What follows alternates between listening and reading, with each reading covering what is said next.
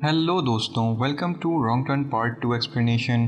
दोस्तों, जैसा कि हमने लास्ट पार्ट में देखा था, वेस्ट वर्जीनिया के दूर दराज जंगलों में इन आदमखोरों का ठिकाना है। तो इस बार भी मूवी शुरू होती है इसी लोकेशन से और हम देखते हैं एक सेलिब्रिटी एक्ट्रेस किम्बरली कोलवुड को, जो अपनी शूटिंग की लोकेशन पर जा रही होती है और फ़ोन पे एजेंट के साथ लोकेशन मालूम कर रही होती है कि इतने में सिग्नल्स चले जाते हैं और फ़ोन पे नज़र पड़ते ही उसका एक्सीडेंट सामने किसी लड़के से हो जाता है।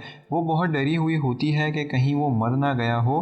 वो उसे देखने गाड़ी से उतरती है। वो बहुत ज़ख्मी हालत में होता है और उसका खून भी बह रहा होता है। वो उसकी मदद कैसे करे सोच ही रही होती है, क्योंकि आसपास कोई नहीं होता कि इतने में वो उस पर अटैक कर देता है और उसके होंठ काट के खा जाता है, जिससे मालूम होता है वो एक आदमखोर था। इतने में वो ज़ख्मी अपनी गाड़ी तक भाग रही होती है कि आप सब जानते हैं कि वो खौफनाक हैवान थ्री फिंगर, जो कि लास्ट पार्ट में सरवाइव कर गया था, वो आ जाता है और उसे बीच से दो टुकड़ों में काट देता है और फिर ये दोनों उसकी बॉडी ले जाते हैं। नेक्स्ट हम देखते हैं वो शूटिंग सेट और वहाँ की कास्ट। दोस्तों, ये लोग एक रियलिटी शो शूट कर रहे होते हैं जिसमें दुनिया तबाह हो गई है और ये 6 लोग आखिरी सर्वाइवर्स हैं जिन्हें 5 दिन किसी तरह सर्वाइव करना है जंगलों में, और एक winner in the end announce कर दिया जाएगा। इस शो का host retired marine colonel Dale Murphy होता है और इस शो के 6 कंटेस्टेंट होते हैं। पहली किम्बरली, जो कि अब मर चुकी होती है। दूसरा जॉन्जी, जो कि एक स्केट बोर्डर होता है। तीसरी लॉन्ड्री मॉडल एलिना। चौथी ग्राफिक आर्टिस्ट नीना। पांचवा पुराना फुटबॉल प्लेयर जेक। छठी एम्बर, जो कि एक सोल्जर रह चुकी होती है। फिर जैसा कि हम जानते हैं किम्बरली मर गई होती है और जाहिर है नहीं पहुंच पाती शो पे, तो एंड टाइम चेंजेस करके शो की प्रोड्यूसर मारा को राज़ी कर लिया जाता है किम्बरली की जगह रिप्लेस करने पे।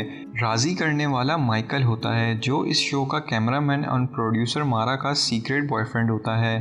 फिर जैसे ही गेम शुरू होती है, सबके हेड्स पे कैमरास होते हैं एंड 3 टीम्स में डिवाइड होके निकल पड़ते हैं ये 6 लोग।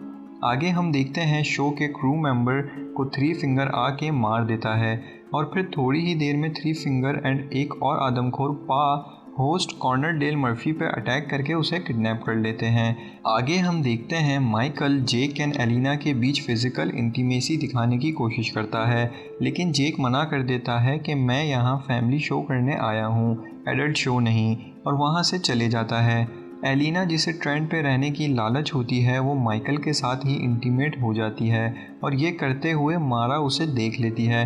वो बहुत अपसेट होती है और ये शो छोड़ना चाहती है, जिसके लिए उसे एक फ़ोन की तलाश होती है ताकि वो क्रू को कॉल करके बुला सके।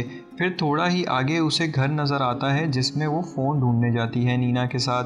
पर दोस्तों, बदकिस्मती से ये घर किसी और का नहीं बल्कि वहाँ रहती आदमखोर फैमिली का होता है।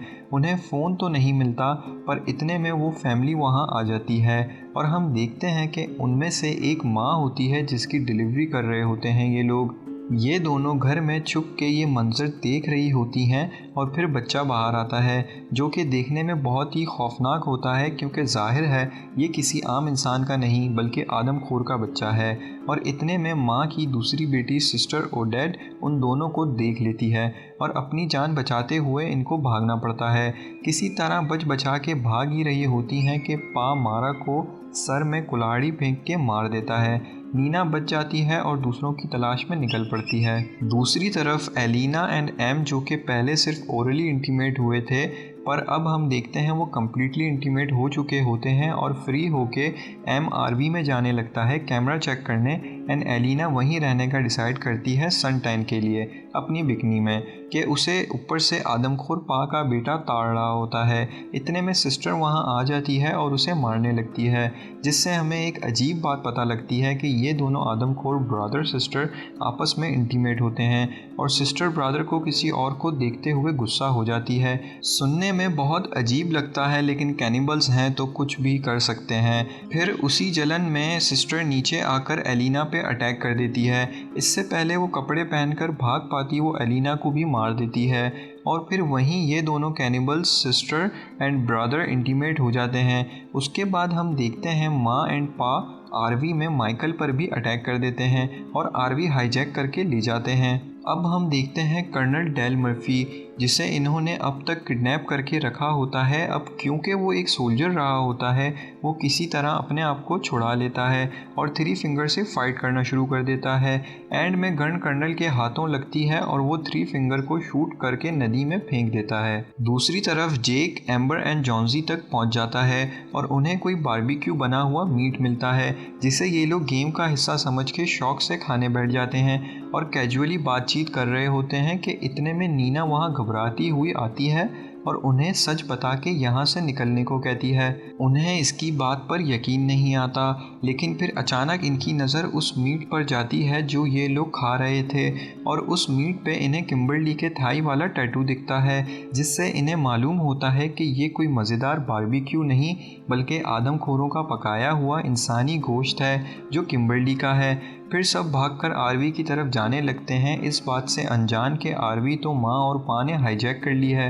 आगे हम देखते हैं कर्नल जो कि थ्री फिंगर को मारने के बाद उस घर में जाता है और उसे वहाँ एक बूढ़ा आदमी मिलता है। वो उससे इनके बारे में पूछता है तो मालूम होता है कि 30 साल पहले पेपर मिल से केमिकल नदी में गिर जाने की वजह से यहाँ के लोगों में ये बीमारी फैली थी, लेकिन तमाम लोग ये जगह छोड़ के चले गए थे सिवाय एक फैमिली के जो यही थी। और इनकी शक्लें, हुलिया और इनका हाल, ये सब उस केमिकल की वजह से, और ये लोग ताकतवर भी इतने इसीलिए हैं। पर दोस्तों आपको एक बात बता दूं, ये बूढ़ा आदमी कोई और नहीं, वही गैस स्टेशन वाला होता है जिसे हमने लास्ट पार्ट में देखा था जब क्रिस गैस स्टेशन आया था। और यहाँ मालूम होता है कि ये बूढ़ा आदमी ही लास्ट पार्ट के 3 हैवानों का देखभाल करने वाला था और आखिरी थ्री फिंगर ही बचा था उसके पास, जिसे कर्नल ने अभी अभी मार दिया। ये बताते ही वो कर्नल पे अटैक कर देता है और फिर कर्नल डायनामाइट से उसे उड़ा देता है। दूसरी तरफ ये 4 कंटेस्टेंट अपनी जान बचाते भाग रहे होते हैं कि वो सिस्टर एंड ब्रदर को सेक्स करता देख लेते हैं। गलतफहमी का शिकार होकर जेक समझता है वो एलिना है और उसे बचाने भागता है, पर वो दोनों कैनिबल्स ही होते हैं और फिर उनसे फाइट के बाद ये दोनों टीम्स में बिछड़ जाते हैं और डिसाइड करते हैं वही 30 साल पुरानी मिल में मिलने का, क्योंकि उसके अलावा मीलों दूर तक कोई जगह नहीं होती सिवाय जंगल के। अब यहाँ जेक एंड नीना मिल तो पहुँच जाते हैं, लेकिन एम्बर एंड जॉन्जी को पा एंड ब्रदर पकड़ के मार देते हैं। इन्हें नहीं मालूम होता, इसलिए ये लोग मिल में इनका वेट कर रहे होते हैं। वहाँ इन्हें वो केमिकल कैंस भी दिखते हैं जिस पे लिखा होता है ये बच्चे की पैदाइश के लिए हानिकारक हैं, जिसका असर आप लोग देख ही चुके हैं। आगे इनको आरवी भी मिलती है और उसके साथ हज़ारों गाड़ियाँ, जिससे मालूम होता है कि ये लोग सालों से यहाँ आने वाले हर इंसान को खा रहे हैं। फिर इन्हें माइकल की चीखें सुनाई देती हैं और जेक आरवी में माइकल को बचाने जाता है, पर वहाँ वो नहीं होता, बस कैमरा पर उसकी लाइव रिकॉर्डिंग होती है और जेक की स्क्रीन पे नज़र पड़ते ही वो लोग माइकल को भी मार देते हैं। जेक को पता ही चलता है कि ये एक ट्रैप है कि इतने में आदमखोर जेक एंड नीना को भी पकड़ लेते हैं, लेकिन हमारा हीरो कर्नल अब भी ज़िंदा होता है और फुल तैयारी के साथ इन्हें बचाने आ गया होता है। ये लोग बहुत बुरी तरह इन पे टॉर्चर कर रहे होते हैं और माइकल के मीट से डिनर एंजॉय कर रहे होते हैं कि कर्नल आ जाता है और गलती से इन्हें अलर्ट कर देता है।